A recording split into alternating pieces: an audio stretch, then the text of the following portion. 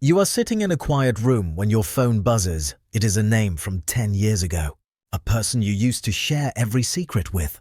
A person who witnessed your loudest laughs and your most private tears. But instead of excitement, you feel a cold stone in your stomach. You look at the notification and you do not want to open it. You do not want to reply. Not because they hurt you, not because there was a dramatic betrayal or a screaming match. In fact, nothing is technically wrong. But as you stare at that name, you realize that the thought of responding feels like lifting a heavy weight. You no longer have the strength to carry. You feel like a ghost haunting your own history. You start to wonder if you are becoming cold. You ask yourself if you are ungrateful or if there is something fundamentally broken. In your ability to love, you watch yourself slowly withdraw from the group chats. You stop liking their photos. You find excuses to skip the reunions, and the more you pull away, the more the guilt gnaws at you. You are mourning a friendship that is still technically alive, but you are the only one who can see that the heart has stopped beating. If this sounds like your life right now, I need you to listen very carefully.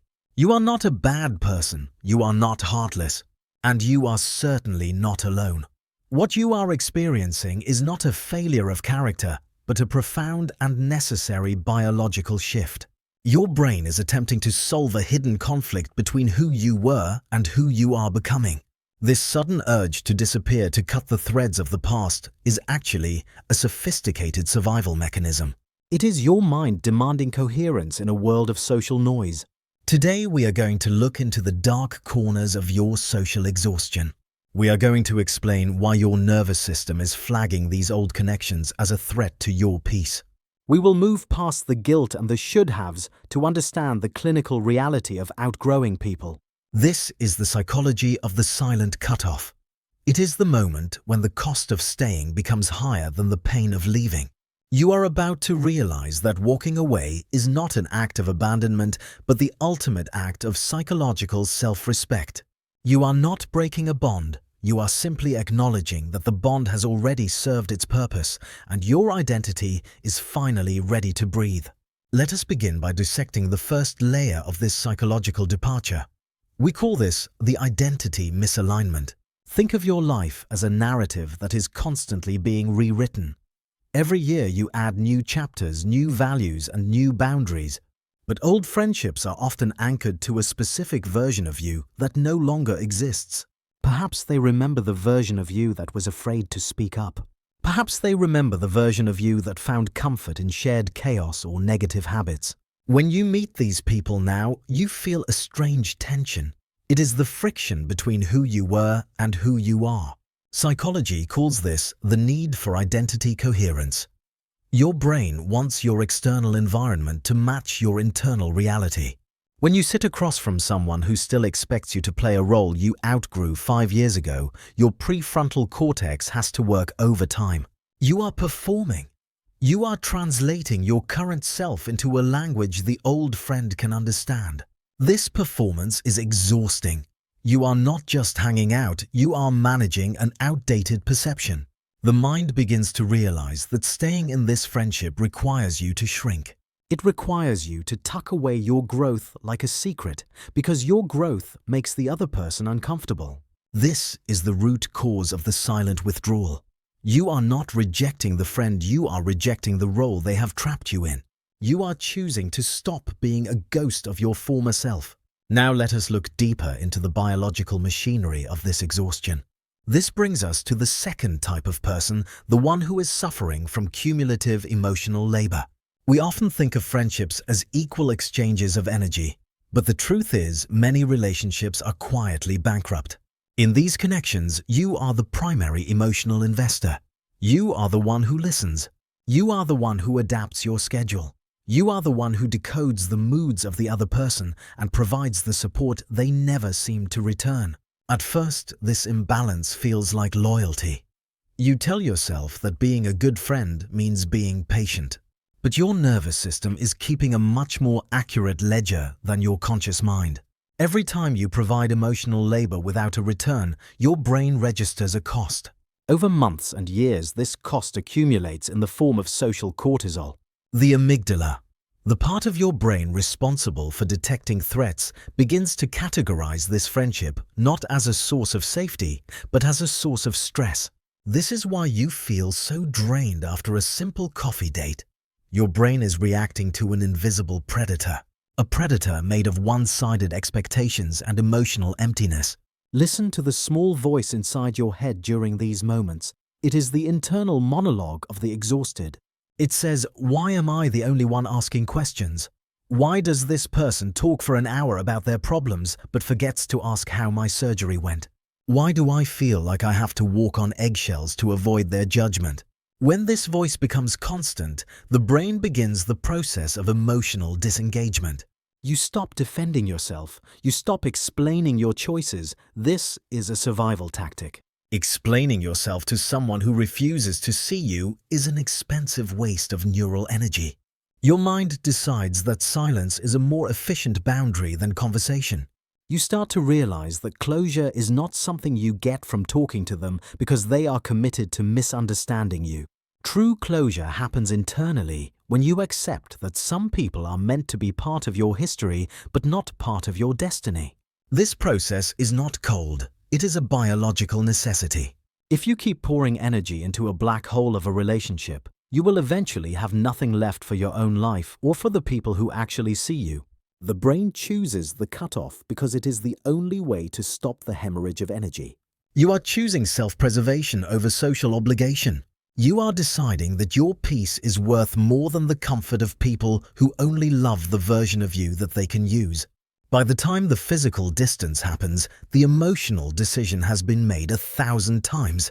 In the quiet moments after you hung up the phone or walked away from a conversation feeling invisible, you are not abandoning a person. You are abandoning a cycle of depletion. You are finally giving yourself permission to stop working for a connection that should have been a gift. But now we reach the most uncomfortable truth of all. The moment where we stop looking at your withdrawal as a failure and start seeing it for what it truly is, a superpower. In the world of psychology, we spend so much time talking about how to build bridges, but we rarely talk about the absolute necessity of burning them. We call this the twist because it requires you to flip your entire perspective on its head. Imagine for a moment that your life is not a house where everyone is invited to stay forever. Imagine instead that your life is a high-performance vessel like a spacecraft or a deep-sea submarine. As you descend into the deeper, more complex levels of existence, the pressure increases. The mission becomes more critical. And in that high-pressure environment, any weight that does not serve the mission becomes a lethal threat. This is Type 3, the architect of peace. You are not cutting people off because you hate them. You are cutting them off because you have finally developed the high-level emotional intelligence to recognize that your growth is non-negotiable. Think about the biological process of shedding. A snake does not shed its skin because it wants to be mean to its old scales. It sheds because it has grown too large for the old container. If it stays inside that old skin, the skin will eventually constrict the snake so tightly that it can no longer breathe or move or hunt. It will die within its own history. Your sudden urge to walk away from old friends is your psychological skin beginning to crack. It is a sign of immense health. It means you are expanding. Most people spend their entire lives living in a state of social fragmentation. They try to keep everyone happy. They try to be the funny one for their high school friends, the serious one for their colleagues, and the obedient one for their family. They are split into 1,000 different pieces. But you are different. You are seeking coherence. You are choosing to be one whole person rather than 10 different versions of yourself. This requires a level of courage that most people will never possess. It requires the courage to be the villain in someone else's story so that you can be the hero in your own. Let us look at this through the lens of evolution. Your ancestors survived because they knew when to move to new hunting grounds. They knew that if the water source dried up or the soil became toxic, staying out of loyalty was a death sentence. Your social environment is no different. If a friendship has become a toxic soil where your new dreams cannot grow, you have an evolutionary mandate to migrate. This is not coldness. This is the wisdom of the nervous system. When you decide to stop responding, when you decide that you no longer owe an explanation to someone who has shown no interest in understanding you, you are performing an act of radical self-respect. You are saying that my time and my emotional energy are sacred resources. They are not a public utility that anyone can tap into just because they knew me 10 years ago. This is where the wow moment happens. The silence you are creating is not a void, it is a boundary. And a boundary is not a wall to keep people out. It is a gate to keep your inner peace in. When you cut off the noise of those outdated connections, you finally create the quiet necessary to hear your own voice. For years, you could not hear your own intuition because it was drowned out by the expectations of people who only knew the old you. But now in this new silence, you are beginning to realize who you actually are. You are realizing that you are more capable, more ambitious, and more peaceful than you ever allowed yourself to feel. The guilt you felt at the beginning was just the sound of your old programming trying to keep you small. But as you step further away, that noise fades. You start to see that you did not lose friends. You gained yourself. You are a masterpiece in progress, and every great sculptor knows that you do not create a statue by adding more marble. You create it by chipping away everything that is not the statue. Your life is that block of marble.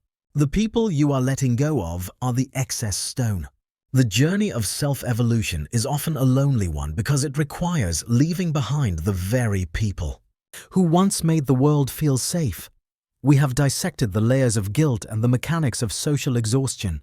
We have seen how your identity demands coherence and how your nervous system rejects one-sided labor. Now there is a need to move forward without the heavy baggage of shame.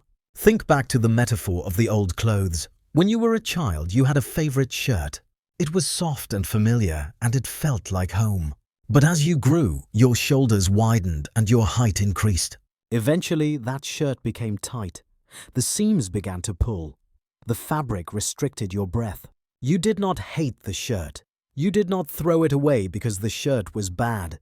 You set it aside because you simply became too big for the container. This is exactly what is happening to your social circle. So what do you do now? The first step is to stop the internal trial. You have been acting as both the prosecutor and the defendant in your own head, trying to prove whether you are a good or bad person. Today, I want you to grant yourself a neurological pardon. Accept that your silence is not a weapon but a shield. You do not need to send a long aggressive text explaining every way they failed. In fact, you do not need to say anything at all. Closure is not a joint venture. Closure is a solo act. Your micro step for today is a behavioral audit. Take a piece of paper and write down the names of the people who trigger the most guilt in you right now. Next to each name, write down one role those people expect you to play that no longer fits who you are. Maybe they expect you to be the victim. Maybe they expect you to be the listener who never gets heard. Look at those roles. Realize that your rejection is not of the person, but of the script they wrote for you years ago. Once you see the script, the power of the guilt begins to dissolve. You can choose to step off that stage. The silence that follows is not a sign of failure. It is the sound of a room being cleared so that new and more resonant connections can enter. You are creating space for people who will meet the version of you that exists today. These are people who will not ask you to shrink. These are people who will see your growth not as a threat, but as an inspiration. It takes time for the heart to catch up to what the brain already knows. You might still feel a twinge of sadness when an old photo appears or a familiar place is passed. That is normal. It is the ghost of a habit leaving your system. Let the feeling pass. Do not let nostalgia trick your mind into returning to a version of yourself that you have already buried. You have worked too hard to become this version of yourself to let the structure be dismantled by people who only loved your shadows. As you move into this next chapter, carry this truth like a compass. Your loyalty belongs first and foremost to your own potential. If a connection requires you to betray your own growth, then that connection is not worth keeping. You are allowed to change. You are allowed to outgrow. And you are allowed to move on in silence. Building a life of alignment is the most beautiful thing a human being can do. Take a deep breath. Feel the space. Feel the lightness in your chest now that you have set down the weight of the expectations of others. You are finally free to walk your own path at your own pace. And always remember, you are not broken. You are not heartless. You are a masterpiece in progress.